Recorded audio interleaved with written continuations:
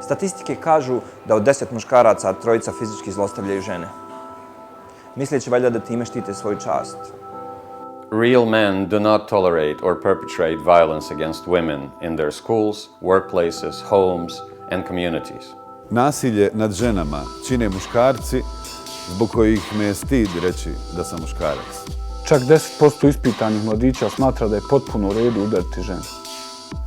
Pravi muškarci nikada neće natjerati žene da ih zavole korištenjem emocionalnog ili fizičkog nasilja. Čast se ne štiti fizičkim zlostavljanjem, niti se pravo poštovanje stiče batinama. Nasilje ne mora biti samo fizičko. Ono može biti verbalno ili seksualno, što znači da se time drugo ljudsko biće ponižava. Kad sam bio mali, otac mi je rekao: sine, možeš sve da radiš, samo nemoj da dižeš ruku na ženu. Ukoliko je nasilnik nasilan prema slabijima, ukoliko je muškarac nasilan prema ženama, onda to samo govori o slabosti takvog muškarca. Siguran sam da će generacije koje dolaze učiti o ovom vremenu kao što mi učimo o srednjem vijeku. Pravi muškarac je osoba koja ima emocije. On osjeća ljubav i empatiju.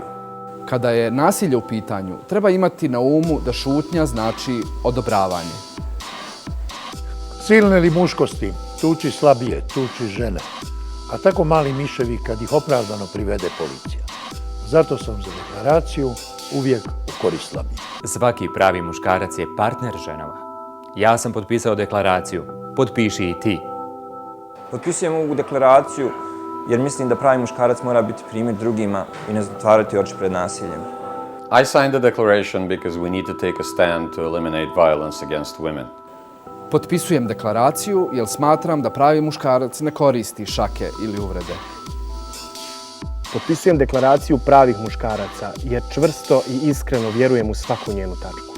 Potpisujem deklaraciju jer i tim činom štitimo žene, naš ljepši i nježniji pol. Pravi muškarac nikad ne upotrebljava silu. Ja to potpisujem. Pridruži se pravim muškarcima i potpiši deklaraciju protiv nasilja nad ženama. Budi muško. Potpiši deklaraciju.